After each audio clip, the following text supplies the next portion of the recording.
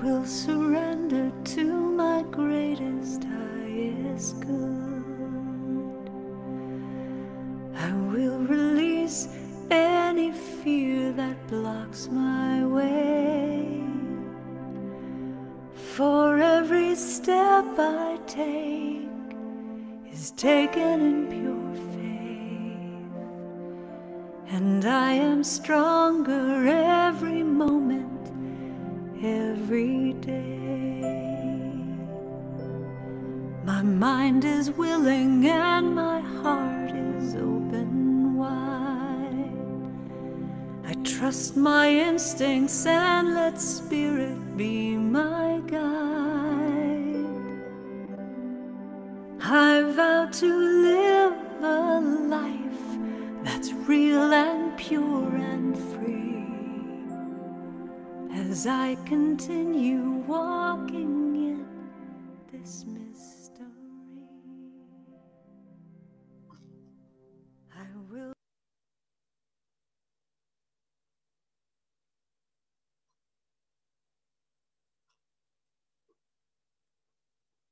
Halo, selamat pagi. Apakah suara terdengar? Ya, oke, brother. Oke, sister. Ya, selamat pagi, Bapak, Ibu, teman-teman, brothers and sisters. Ya, terima kasih, sister. Dimanapun berada, semoga sehat selalu. Selamat berjumpa di pagi hari yang cerah ini. Selamat datang kembali di acara program Brahma Kumaris minggu ini 31 Oktober dengan topik How to Deal with Insecurity yang akan dibawakan oleh Sister Tini. Nah, tapi sebelum masuk ke topik hari ini, ke topik How to Deal with Insecurity, saya mohon izin Komisi Yasa selaku moderator akan memperkenalkan terlebih dahulu mengenai Brahma Kumaris Indonesia. Brahma Kumaris Indonesia menjadi host dari kegiatan ini. Brahma Kumaris adalah organisasi non-pemerintah, organisasi non-profit yang bertujuan untuk membuat dunia menjadi lebih baik. Brahma Kumaris berafiliasi dengan organisasi PBB atau United Nations, khususnya sebagai lembaga konsultatif UNICEF. Saat ini Brahma Kumaris tersebar di kurang lebih 130 negara dan menerima murid atau student dari berbagai latar belakang, agama, suku, dan kebangsaan. Para siswa atau student di Brahma Kumaris memiliki keyakinan bahwa dunia akan menjadi lebih baik jika kita berhasil melakukan perubahan atau transformasi diri pribadi, diri kita sendiri menjadi lebih baik. Para siswa atau student di Brahma Kumaris dibantu untuk menemukan kesadaran diri dan berbagai kebaikan atau virtues yang ada di dalam diri kita, diri sejati kita. Di Indonesia, Brahma Kumaris ada di 11 lokasi, antara lain ada di Kota Denpasar, Jakarta, dan Surabaya. Nanti bagi brother sister, Bapak Ibu, rekan-rekan yang berminat, mungkin silakan bagi yang berminat menjadi siswa atau student secara reguler atau secara paruh waktu bisa menghubungi Sister Justin di nomor 0818 939 064 0818 939 064 atau Sister Sarah di nomor 0811 8472 121 0811 8472 121. Oke, baik Bapak Ibu, teman-teman, brother and sister, kita akan mulai acara hari ini dengan topik How to Deal with Insecurity yang akan dibawakan oleh Sister Tini.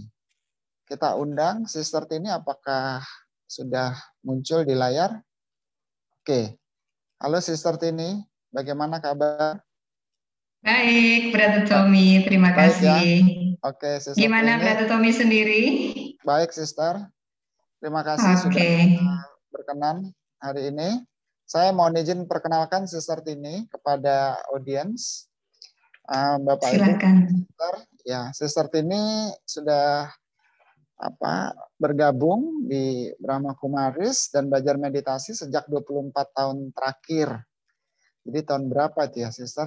1999 ya, Sister? Selain 97. sebagai 97. Berarti lebih dari 24 tahun ya. Oke, selain Mungkin sebagai saya lemah di matematika. Benar. 97 itu 24 tahun sayang. Selain sebagai student, Sister Tini juga mengajar meditasi dan menjadi fasilitator di berbagai workshop ya, Sister. Jadi Sister banyak kasih workshop, ada journaling, inner power, how to deal with uncertainties, etc. ya. Nah, beliau Sister Tini juga sebagai blogger. Karena Sister Tini ini punya hobi journaling, jadi tulisan-tulisannya banyak beliau post di blogger yang judulnya boleh di searching nanti Song of the Heart. Betul ya, Sister ya? Song of the Heart ya. Beliau bekerja di sebuah perusahaan Jakarta sebagai Human Resource Manager. Nah, baik, brother, sister, Bapak, Ibu, nanti kita akan mendengarkan Sister Tini.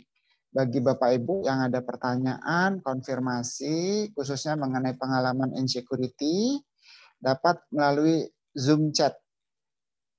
Nah, nanti Sister Tini juga akan langsung memantau Zoom chatnya.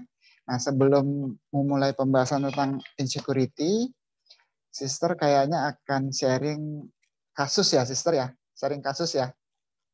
Kasus tentang seseorang. Mungkin kita anggap aja sebagai itulah cerita pengantar ya, Sister.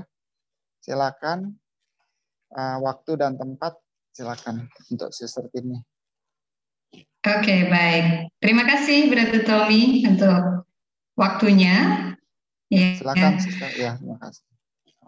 Oke, kasus yang saya mau share saat ini adalah kasus yang baru saja terjadi, baru beberapa minggu yang lalu tepatnya.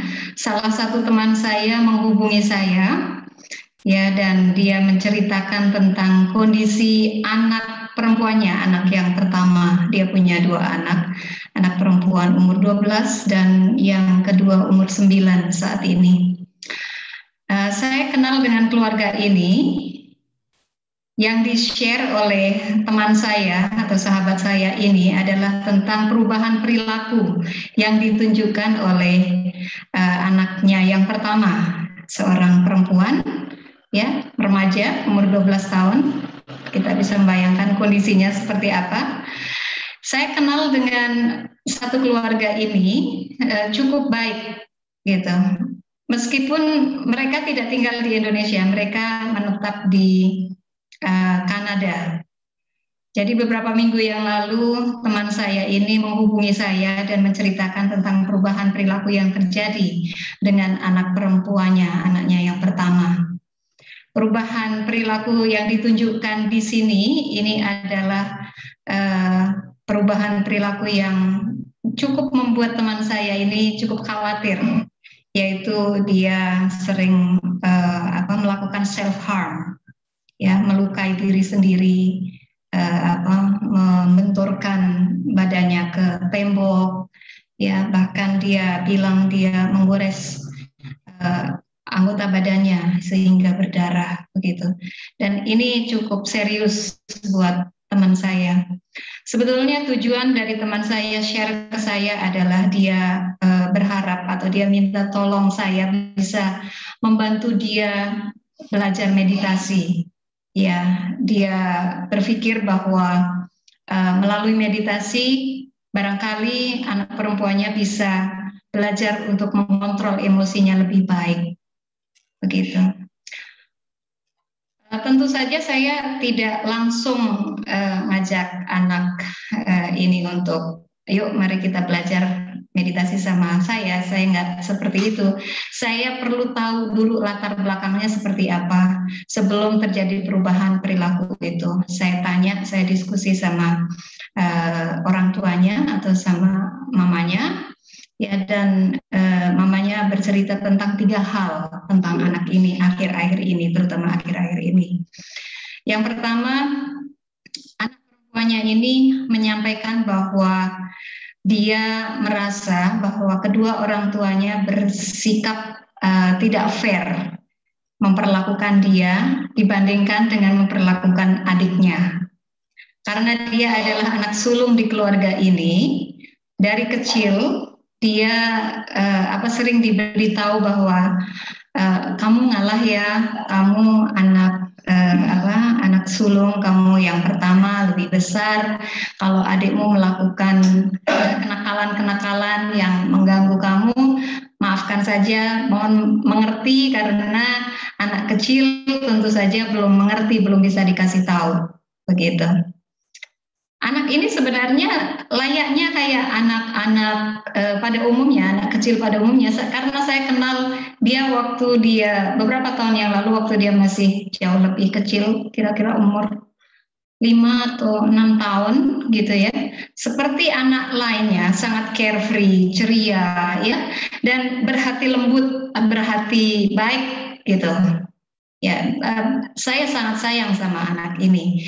Jadi itu adalah memori saya tentang anak ini. Ketika mamanya mengatakan ke saya ada perubahan perilaku, saya juga agak kaget gitu. Oh, tidak seperti yang saya kenal sebelumnya.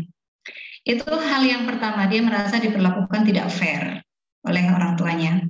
Dan yang kedua adalah adiknya yang saat ini sudah umur 9 tahun, sudah cukup gede ya, itu sering mengolok-olok dia, mengatakan dia bahwa dia tidak bagus, tidak cakep, ya, dia jelek, begitu. Dan rupanya olok-olokan dari adiknya dia, which is yang lebih kecil dari dia, itu dia internalisasi dan membuat dia merasa tidak nyaman atau tidak tidak oke, begitu. Jadi tidak dia merasa kurang, gitu, kurang cakep, kurang baik, gitu. Dan yang ketiga, yang terakhir, ini adalah keluhan dia yang disampaikan ke mamanya bahwa sahabatnya di sekolahnya ya bilang ke dia bahwa dia tidak mau berteman lagi sama dia, dan ini cukup memukul dia, begitu. Jadi intinya secara overall yang saya tangkap adalah anak ini merasa dia mengalami insecurities.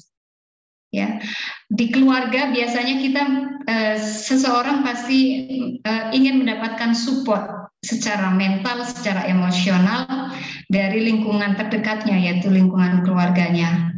Kalau di lingkungan keluarganya dia tidak dapat apa yang dia inginkan, dia akan mencari di lingkungan yang di luar keluarganya, yaitu lingkungan pergaulannya. Dalam hal ini, apa yang dia lakukan adalah dia cari support dari teman-temannya di sekolahnya.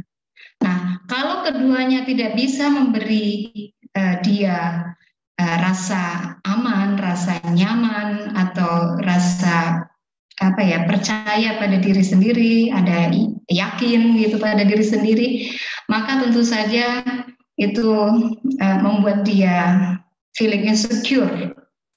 Begitu. Hal ini kemudian saya diskusikan dengan sahabat saya yang kebetulan sudah lama sekali, ya, sering membantu orang-orang yang mengalami insecurity, ya. Dan dari diskusi saya dengan sahabat saya mendapatkan 2 poin. Yang pertama, dia bilang bahwa self-harm atau depresi itu adalah hal yang common saat ini. Ya, hal yang common atau umum terjadi, bukan berarti itu hal yang baik, bukan? Ya, artinya apa? Artinya perlu ada concern dari kita yang sebagai pihak yang bisa pihak luar yang bisa membantu barangkali untuk seseorang keluar dari insecurity. Dan yang kedua, dia bilang the biggest issue, isunya dari insecurity tidak lain dan tidak bukan, itu adalah lack of self-respect, yaitu kurangnya respect pada diri sendiri. Dua hal ini yang saya bawa ketika saya menjalin komunikasi ya untuk membantu anak teman saya. Pada awalnya anak teman saya tidak mau terbuka sama saya karena dia tahu ini Tante Tini ini datang pasti suruhan mama saya. Dia berpikir begitu karena dia tahu komunikasi, tiba-tiba saya chat dia, saya hubungin dia. Dia awalnya tidak mau angkat saya punya telepon. Begitu. Insecurity adalah menjadi isu yang saya rasa menjadi isu semua orang ya. Apakah saya mau tanya, apakah yang ada di dalam ruangan ini ada yang tidak pernah mengalami insecurity? Ada? Saya rasa semua orang pernah mengalaminya dengan kadarnya masing-masing. Gitu. Ketika saya berbicara dengan anaknya teman saya, itu saya teringat kembali seperti saya sedang berbicara pada diri saya sendiri beberapa tahun yang lalu.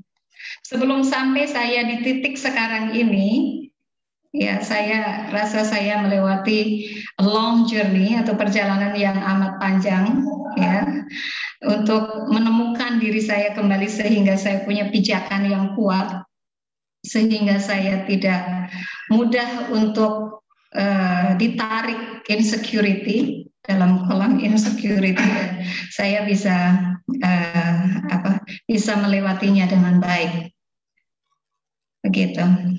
Okay. Brother Tommy, boleh share ini, Brother slide? Slide, ya, saya share. Okay. Jadi tadi kasus menarik ya, Sister. Penting sekali memahami tentang insecurity itu, karena insecurity itu sebetulnya tidak terlihat ya, tidak tampak. Yang terlihat anak bermasalah gitu ya. Bentur-benturkan diri ke dinding tuh bahaya sekali ya, Sister ya. Oh iya, bahaya sekali. Oke. Ya baik. Jadi terima kasih sudah sharing kasus, Sister. Mungkin itu kasus yang adalah kita lihat kadang-kadang gitu ya, orang merusak dirinya sendiri justru karena sebetulnya ada kondisi di mana dia tidak nyaman atau tidak aman ya dengan dirinya sendiri. Betul. Oke. Ya, nanti kalau brother, sister, bapak, ibu yang ada di Zoom, ruangan Zoom ini akan bertanya, monggo langsung via chat atau akan sharing konfirmasi langsung via chat ya, sister ya. Iya, silakan. Silakan via chat. Silakan diaktifkan chatnya. Iya, oke. Ini sudah terbuka. Boleh di full screen? Boleh di full screen, brother? Iya. Biar lebih enak dilihatnya. Mohon izin tidak bisa melihat chat karena sedang ini. Jadi sister langsung memantau kalau ada yang nanti rekan-rekan akan itu konfirmasi atau sharing. Ya, silakan. Udah, sister? Oke, next slide. Next slide, ya. Insecurity itu apa sih sebenarnya? Insecurity adalah perasaan tidak yakin akan suatu hal, gitu. Kan dalam banyak hal kita nggak selamanya kita selalu firm, ya, kita punya keyakinan clear dengan apa yang ada di hadapan kita, kan. Maka perasaan-perasaan karena hal ini, ya, maka ini yang membuat kita menjadi insecure, yaitu perasaan tidak tidak yakin, gitu. Nah, kita itu merasa tidak yakin karena apa? Ya, menurut saya setidaknya ada 4 hal atau 4 area yang membuat kita tidak yakin.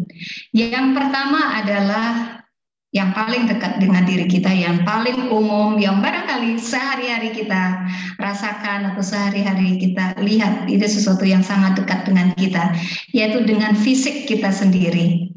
Ya, banyak di antara kita, mungkin semua di antara kita pernah mengalami yang namanya body issue. Artinya kita tidak nyaman atau kita tidak puas dengan kondisi tubuh kita sendiri atau penampilan tubuh kita sendiri. Kita merasa bahwa muka saya kurang glowing.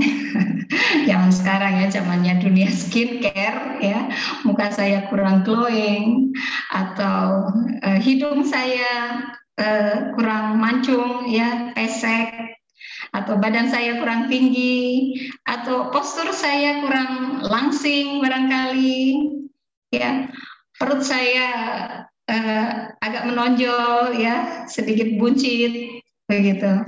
Saya pun juga pernah mengalami insecurity karena hal ini, karena fisik ya. Waktu kecil saya terlahir, ini dari lahir ya, saya punya skoliosis ya, bukan di bagian tulang punggung tetapi di bagian tulang leher. Jadi tulang leher saya itu agak miring ke kanan begitu. Ketika kecil itu sangat tampak sekali, dan orang-orang di sekitar saya selalu pointing out saya punya kelemahan fisik ini begitu. Nah, ini juga sempat terinternalisasi dalam diri saya bahwa saya terlahir ya ada cacat begitu. Dan yang kedua adalah kondisi fisik saya. Beberapa tahun yang lalu saya punya miom ya, yang cukup besar sehingga membuat perut saya agak buncit gitu, dan buncitnya itu sudah saking sudah sangat kentara sekali. Jadi beberapa kali ya saya mengalami kejadian saya disangka hamil ya, dan saya ingat waktu itu saya lagi di Malang, saya lagi tugas ke Malang dan kemudian perjalanan mau pulang ke Jakarta, itu saya harus boarding lewatin metal detector di airport ya, dan petugas yang sedang bertugas di situ mengatakan, ibu sebaiknya lewat sini. Jadi saya tidak diizinkan untuk melewati metal detector. Dan dia berpikir bahwa saya sedang hamil. Tentu saja membuat saya merasa kurang nyaman begitu ya dengan kondisi perut saya. Oke, barangkali teman-teman, Bapak Ibu, brother sister semuanya yang ada di ruangan ini juga punya hal serupa ya, tentang body issue, yang merasa tidak puas dengan bagian dari fisiknya yang mengganggu gitu ya. Boleh share di chat, silakan. Ini adalah salah satu hal atau area di mana biasanya kita mengembangkan insecurities atau ketidakyakinan pada diri kita gitu. Anyway, Brother Tommy adalah seorang psikolog ya, yang hari-hari selalu berkutat ya dengan hasil studi kasus atau penelitian terkait dengan hal-hal seperti insecurity dan self-respect. Barangkali Brother Tommy ada mau share tentang hasil penelitian yang relevan dengan topik kita hari ini, Brother? Oh iya Sister, mungkin seperti saya sampaikan kemarin, itu ada satu penelitian mengenai ternyata perilaku membeli sepatu itu juga ada hubungannya dengan insecurity. Itu penelitiannya dari Boyce et al. Jadi di situ kenapa orang membeli sepatu, karena dia membandingkan dengan model yang ada di majalah atau di televisi. Jadi membeli sepatu itu adalah sebagai bentuk afirmasi dirinya. Jadi menurut self affirmation theory itu setiap orang tuh pingin dirinya itu kelihatan baik. Jadi kita itu pingin diri kita kelihatan baik. Nah, kita untuk mengafirmasi itu kadang-kadang kita mewujudkannya lewat penampilan. Kalau fisik kita tidak baik, dia aksesoris di kita itu bisa menjadi penggantinya gitu. Nah, tapi itu dasarnya adalah karena insecure sebetulnya gitu. Insecure pada saat kita seperti tadi Sister sampaikan, pada saat kita merasa tidak nyaman melihat kondisi di luar diri kita, kemudian kita bandingkan dengan diri kita ingin gimana supaya diri kita tetap kelihatan baik seperti orang-orang di luar itu. Nah, kita melakukan hal-hal yang sifatnya ya tadi membeli sesuatu yang mungkin kita tidak perlu, atau yang ingin membuat fisik kita itu jadi lebih kelihatan baik, tapi sebetulnya itu basicnya adalah insecurity. Itu ada penelitiannya. Terima kasih Sister sudah boleh sharing. Silakan. Oke, terima kasih. Sangat relevan sekali ya. Saya lihat ada chat dari ini Sister. Oh, bisa baca chat? Ya, chat saya lihat di mana? Via HP. Ini ada Sister Alit. Sister Pradesi, dulu saya merasa insecure karena jerawat, ya itu fisik juga ya Sister ya. Kemudian waktu masih sekolah saya punya gangguan penampilan, minus 18 kacamata saya tebalnya, hampir 1 cm. Saya merasa sedikit minder karena saya dijuluki profesor sama teman-teman sekolah. Iya, oke. Bagus dong, Profesor. Oke, ya itu tadi sekedar sharing tentang fisik ya Sister, 4 area. Oke. Ini ada 3 area lain. Iya. Oke. Oke, baik, kita akan bahas satu-satu ya. Iya. Area yang kedua adalah tentang kemampuan diri. Ya. Iya. Kemampuan diri ini kenapa kita bisa muncul, kita merasa insecure dengan kemampuan diri kita sendiri? Alasannya adalah karena kita ini mudah sekali untuk atau cepat ya membandingkan diri kita dengan orang lain. Ya, contohnya saya punya teman saya ini kelahirannya atau tanggal kelahirannya hanya beda beberapa hari, nggak sampai seminggu dengan saya. Dan kami cukup dekat, kami punya hobi yang yang sama, ya. Terus kemudian kami sering diskusi, kami cukup akrab lah satu sama lain, begitu. Dan kami sering bercanda bahwa kita ini sebenarnya kembaran, gitu. Bedanya adalah kalau kembar itu kan biasanya mirip, gitu ya. Dan saya sering bercanda. Bedanya adalah ya saya karyawan dan Anda bos, saya bilang gitu. Karena dia saat ini memiliki posisi ada di orang nomor 1 di salah satu perusahaan, bukan pemilik tetapi dia bagian dari manajemen, berarti dia ada bagian top manajemen, dia adalah seorang presiden director, begitu. Kita ini cenderung untuk membandingkan, cepat sekali kita membandingkan diri kita dengan orang lain. Dan ini membuat kita insecure. Ya pada awalnya saya merasa insecure. Oh ya, kenapa saya tidak seberuntung dia? Kenapa saya tidak sepintar dia, secakap dia? Gitu. Punya privilege lebih gitu ya. Saya selalu membandingkan diri saya dengan orang lain gitu. Tapi begitu saya menyadari bahwa membandingkan diri kita dengan orang lain itu tidak memberi manfaat apa-apa kepada diri kita selain menambah kita menjadi insecure atau menambah diri kita menjadi semakin tidak yakin pada diri kita sendiri. Saya susah maju. Begitu. Dan melihat teman yang lain yang punya kesempatan, punya uang lebih, ya bisa pergi ke luar negeri untuk ikutin sertifikasi ini itu saya juga membuat saya insecure. Begitu. Dan baru 2 hari yang lalu seorang teman saya itu menghubungi saya dari Makassar. Dia tinggal di Papua dan dia lagi dinas di Makassar. Dia menghubungi saya, dia bilang bisa telepon? Dia bilang oke, silahkan. Dan dia telepon, dia bilang saya telepon kamu, saya hanya mau pamer. Dia kasih tahu saya apa? Saya barusan menerbitkan buku gitu. Wow, gitu. Dan kamu adalah orang yang menginspirasi saya atau memotivasi saya untuk menulis buku dan sekarang buku saya sudah terbit. Dia tanya balik, kapan buku kamu terbit gitu ya. Saya itu merasa beberapa tahun terakhir ini begitu saya aktif menulis ya, beberapa teman saya itu seolah memberi saya pressure untuk menerbitkan buku, untuk menulis buku dan menerbitkan buku gitu ya. Sampai ada salah satu teman baik saya juga itu yang mengatakan atau mungkin sudah terlalu sering kasih semangat ke saya untuk menerbitkan buku, membuat buku gitu ya.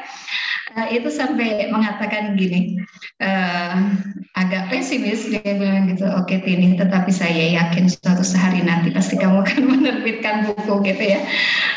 Itu cukup memberi, awal-awalnya itu cukup memberi saya pressure ya, dan membuat saya cukup insecure gitu. Tapi pada akhirnya saya bilang, kenapa saya harus insecure dalam hal ini gitu ya.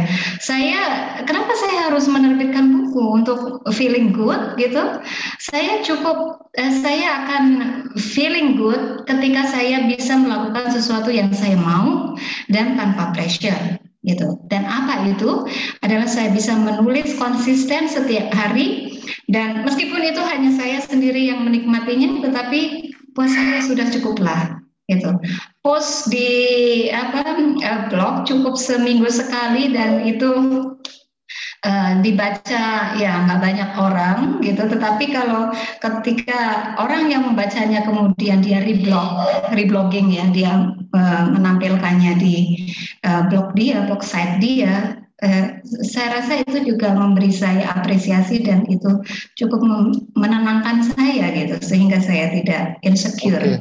Berarti kemampuan diri ini pada saat orang lain bercerita tentang karyanya dia, kita menjadi insecure ya, Sister ya? Ya. Okay. Kalau atau yang dia nggak 3 dan 4 apa nih, Sister? Yang 3 dan 4 ya? Ya, 3 hubungan dengan pasangan dan lingkungan sosial. Oke. Hubungan dengan pasangan.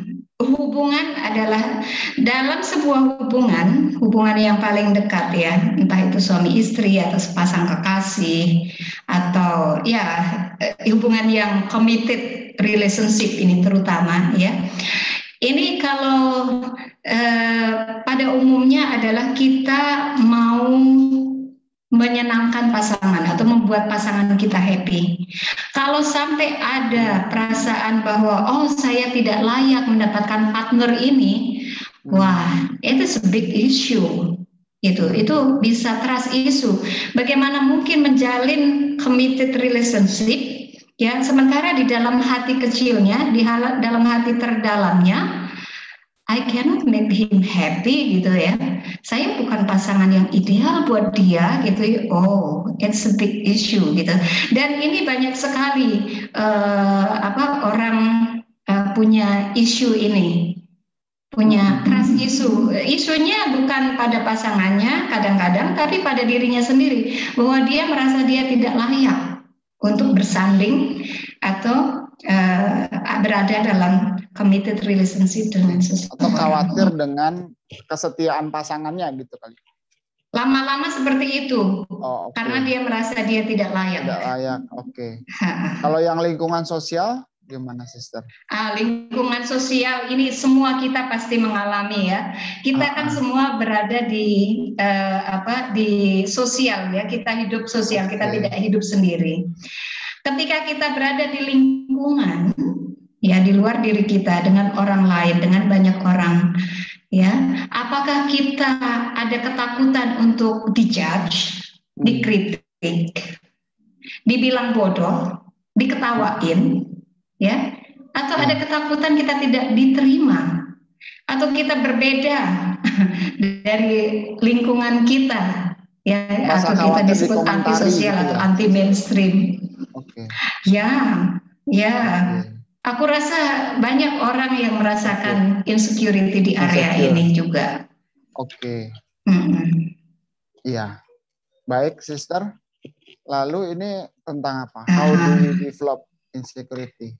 Loh, bukannya kita mengatasi, tapi bagaimana kita develop ya insecurity? Iya, kita kan mau mengatasinya, tetapi jadi kita tahu dulu sebenarnya cara riwayatnya gimana gitu ya. Benar. Alasannya apa sih? Alasannya apa sih? Kemarin-kemarin itu kita develop, kita punya insecurity. Anyway, insecurity itu datang tanpa diundang, ya sudah ada, ya. Tetapi pasti ada alasannya kenapa dia datang. Yang pertama adalah karena pas trauma. Pas trauma itu apa sih? Mungkin kita mengalami satu kejadian yang tidak nyaman, ya, dan kemudian kejadian itu sangat membuat kita tidak nyaman, sehingga kita ingin kejadian itu tidak terulang lagi. Begitu. Itu satu kejadian yang kita sudah internalisasi dalam diri kita, sehingga kita sangat khawatir kalau itu terjadi lagi. Ya, seperti contohnya saya waktu masih kecil, orang-orang di sekitar saya selalu pointing out bahwa saya itu punya skoliosis, saya miring, saya punya kepala miring kepalanya, bukan otaknya ya, kepalanya. Dan juga sama tadi di awal cerita tentang anak perempuan teman saya, sahabat saya itu, yang ketika orang-orang di sekitarnya justru mengatakan kamu jelek, kamu nggak layak, ya kamu nggak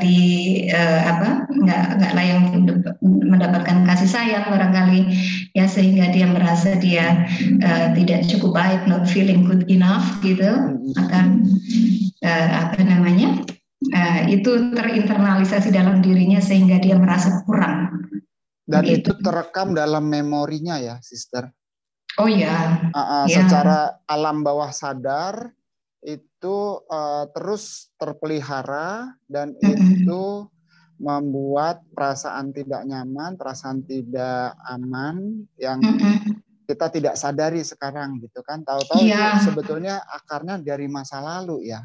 Iya, ya, jadi semacam itu trauma gitu, yang mungkin terbawa. Bagus kita mengidentifikasi berarti ya, kita pernah mengalami apa di masa lalu yang menyakitkan, sehingga kita bisa nanti mengidentifikasi perilaku kita yang bermasalah saat ini. Benar. Untuk move on kita harus koreksi, kita harus akui, kita harus tahu atau terima gitu ya. Apa alasannya. Kalau yang kedua apa, Sister, ini kritisisme? Kritisisme ini juga sama kritik dari orang sekitarnya, ya. Kadang-kadang kita mengharapkan orang lain itu bisa appreciate apa yang kita lakukan, ya, apa yang bagus di dalam diri kita. Tetapi ketika apresiasi itu tidak muncul, ya, maka ekspektasi yang tidak terwujud, ya, tidak terwujud itu juga membuat kita menjadi mengembangkan insecurity, kita menjadi ragu atau kita tidak yakin pada diri kita sendiri. Kita jadi ekspektasinya dihargai malah dikritik malah ya. Betul. Karena semua orang itu pasti butuh apresiasi atau butuh dihargai. Begitu. Jadi kita khawatir kalau dikritik. Ya. Oke. Betul. Ya, baik, Sister. Nah, ini adalah dua faktor di mana kita mengembangkan, ya, sampai kita punya insecurity itu biasanya kita kembangkan melalui dua faktor ini, internal dan eksternal.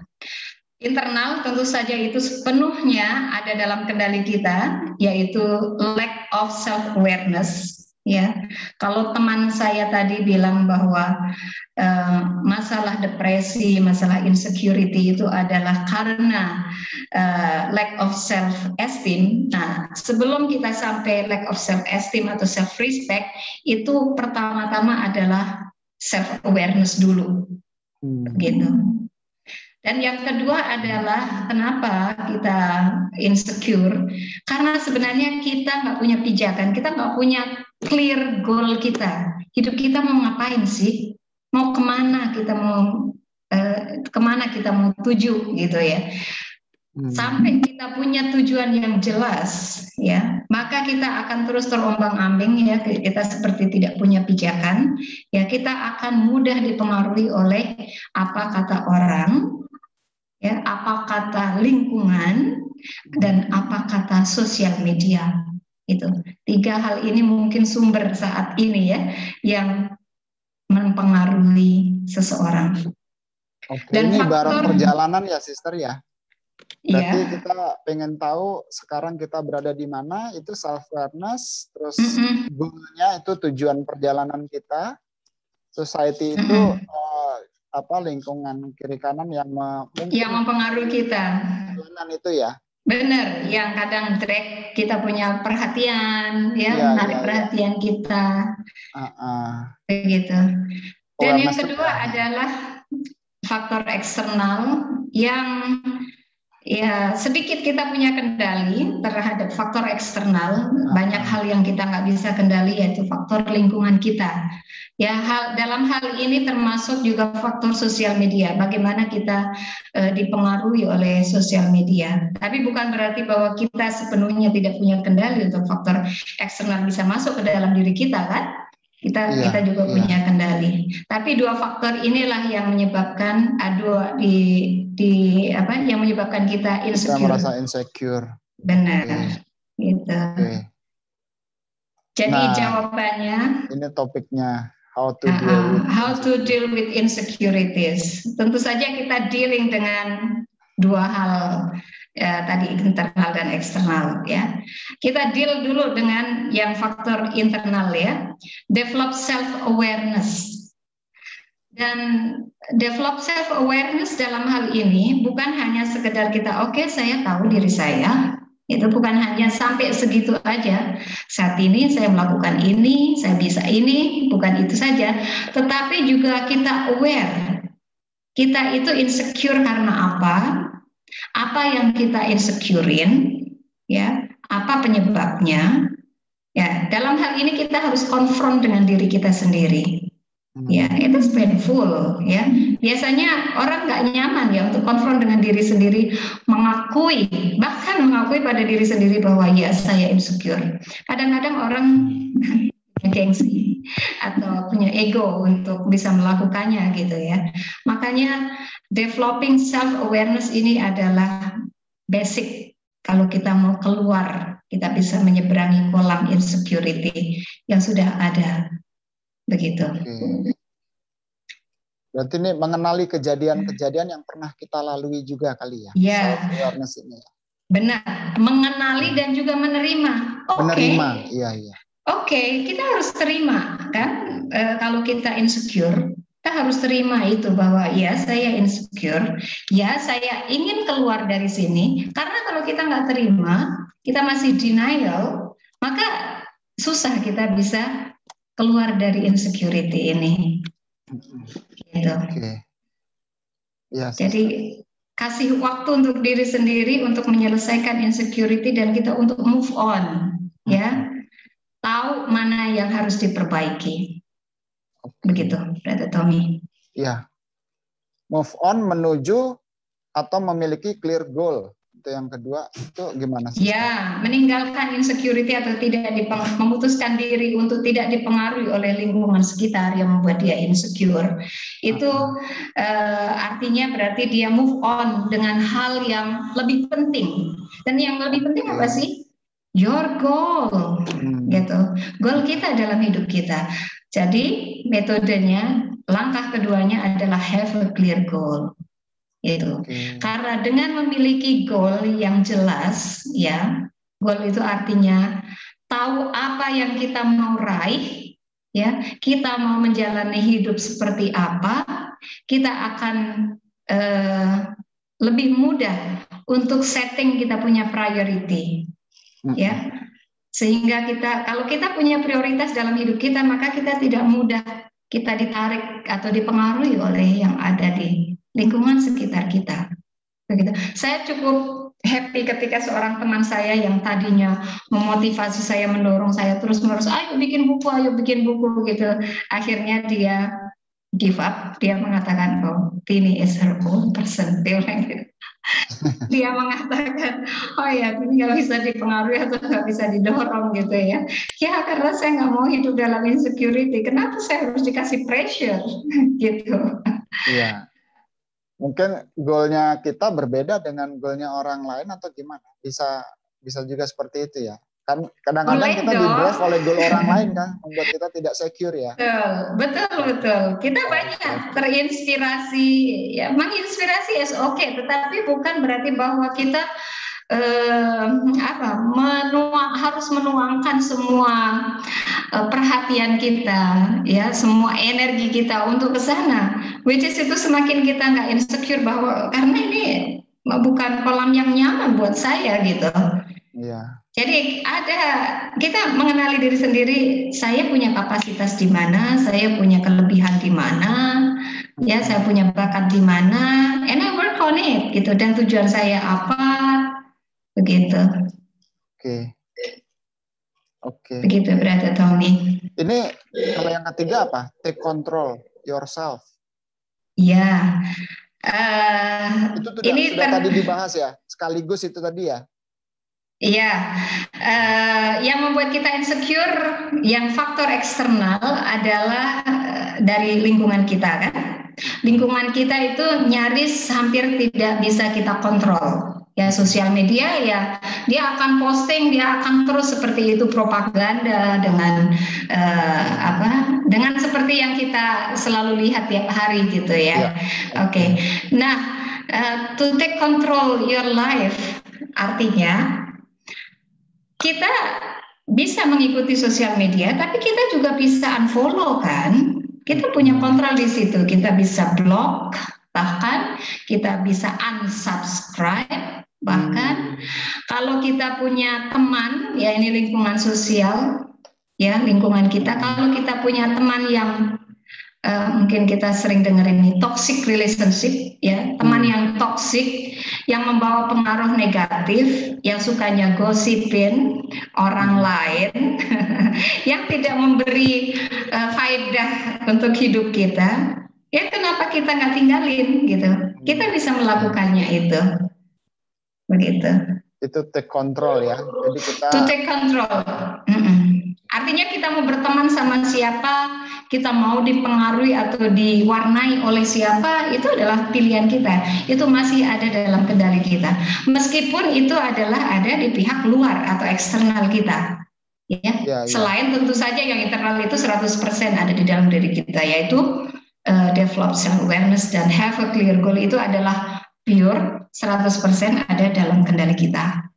Begitu. Jadi ngambil keputusan itu benar-benar kita memutuskan juga ya hubungan dengan teman-teman yang mungkin toksik atau yang lingkungan yang toksik atau media yang toksik tadi ya. Ya. Oke. Ya. Ambil keputusan. Kalau mau keluar dari insecurity kita harus berani melakukan itu. Unless kita akan terus ditarik lebih dalam lagi, akan dipengaruhi, dan itu mendistract kita punya usaha untuk mencapai goal kita. Benar. Oke. Baik sister. Ini karena waktu juga. Waktu cukup. Bapak Ibu, rekan-rekan, brother and sister, boleh kasih poinnya via Zoom chat. Apa yang kira-kira tadi sudah disampaikan oleh Sister Tini, mungkin ada satu poin yang bisa kita refleksikan untuk bahan kita. Ini Sister Tini akan tutup dengan refleksi ya, Sister? Iya. Jadi pada saat merefleksikan ini, boleh kita pikir-pikir 1-2 poin, apa yang jadi bekal kita untuk membuat kita mengatasi insecurity ini. Gitu ya, Sister? Iya. Oke. Jadi silakan via kalau Zoom ada yang chat ya. mau. Bapak Ibu teman-teman silakan kasih poin apa yang diambil dari sesi ini via Zoom chat. Oke, Sister, silakan mau ada refleksi. Boleh di take down. Oke. Iya, oke. Siap. refleksi ini adalah sama dengan kalau kita biasa di Brahma Kumaris itu menyebutnya meditasi ya. Jadi meditasi sama dengan refleksi diri. Saya akan pandu dengan meditation commentary ya. Jadi Bapak Ibu, teman-teman semuanya, brother sister, cukup duduk rileks saja dan ikuti dalam hati panduan saya. Oke? Silakan.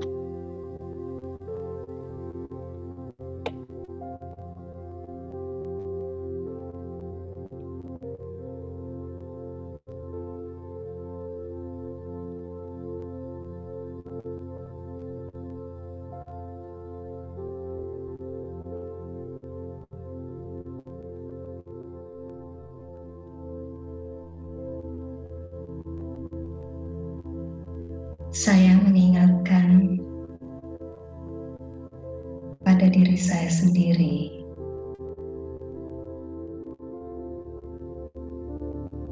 bahwa saya bukan sekedar hanya tubuh fisik saya ini saja.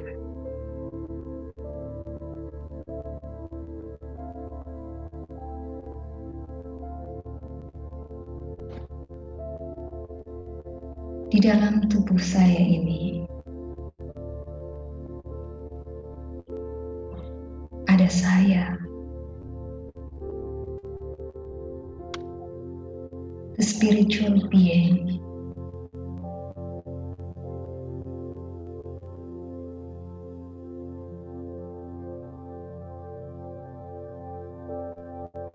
Adalah saya.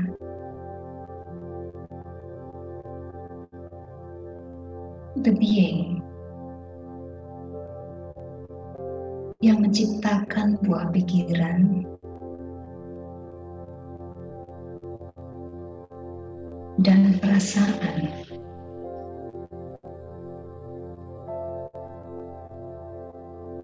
di dalam diri saya,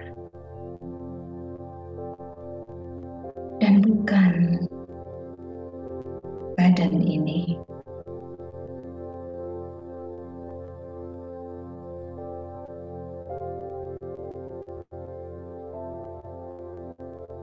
Oleh karena itu,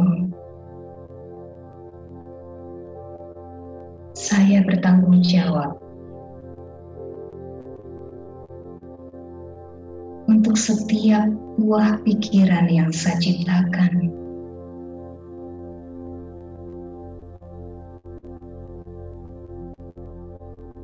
Saya bertanggung jawab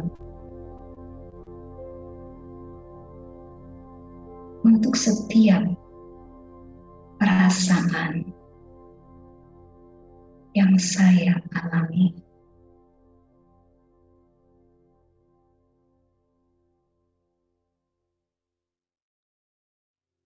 Saya memilih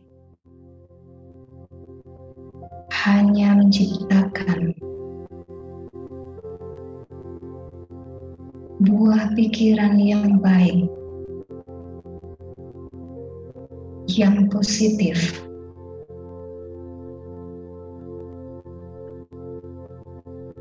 tentang diri saya dan juga hidup saya.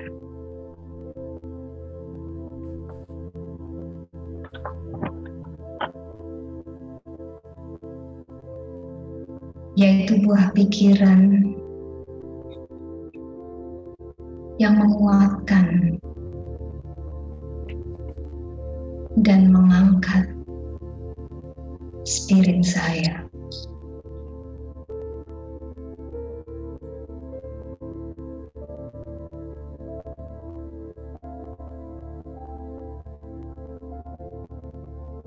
Saya memilih untuk tidak mengizinkan buah pikiran negatif masuk dalam kesadaran saya.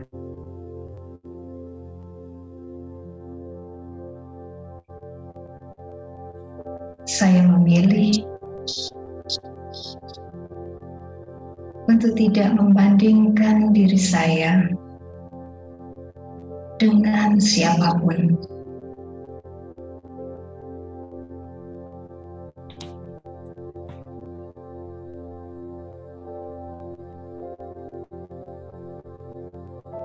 Saya memilih untuk melihat keistimewaan atau kelebihan dalam diri setiap orang, dan saya mengapresiasinya.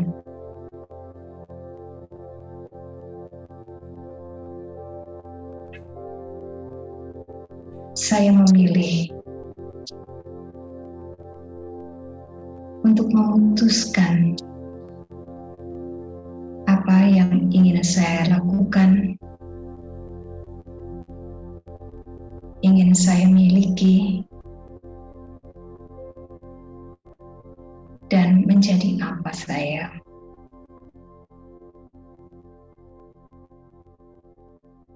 Saya adalah master atas diri saya sendiri. Saya ambil kontrol diri saya sepenuhnya.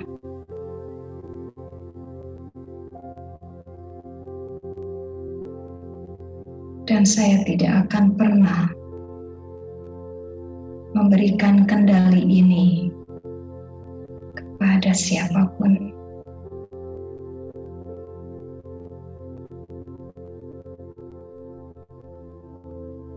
Sepenuhnya saya mengizinkan diri saya menjadi diri saya sendiri.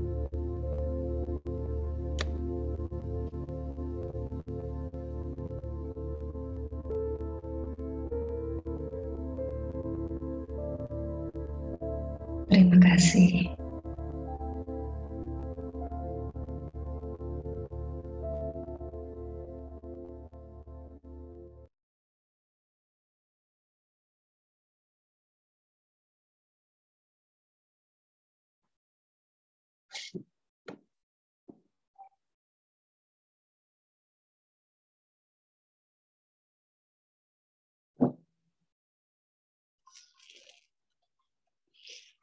Sudah, Sister?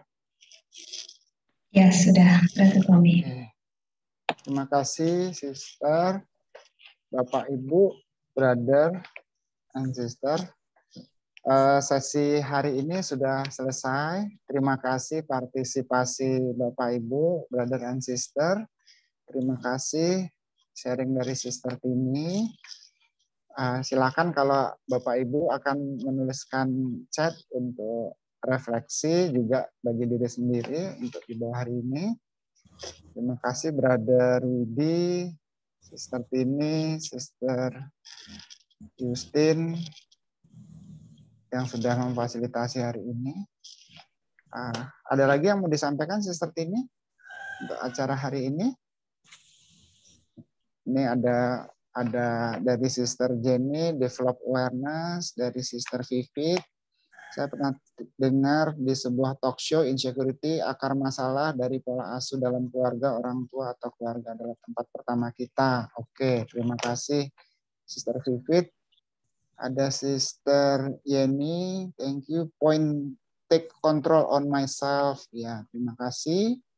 Sister Cika, thank you Sister Tini, kelas sangat bermanfaat. Oke, Sister Sony, thank you Sister Sony. Sister Tini, I give myself permission to be myself. Powerful ending. Oke. Take control ya. Give the power to myself. Thank you Sister Sony, Sister Dewi. Oke, thank you. Sudah Sister? Setelah ini, dadah. Terima kasih. Sampai jumpa. Terima kasih. Iya, dadah. Oke. Nah.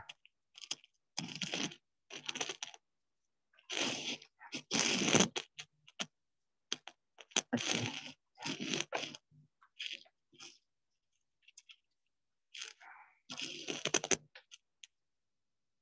Terima kasih Sister Brother Widi sudah selesai seperti ini.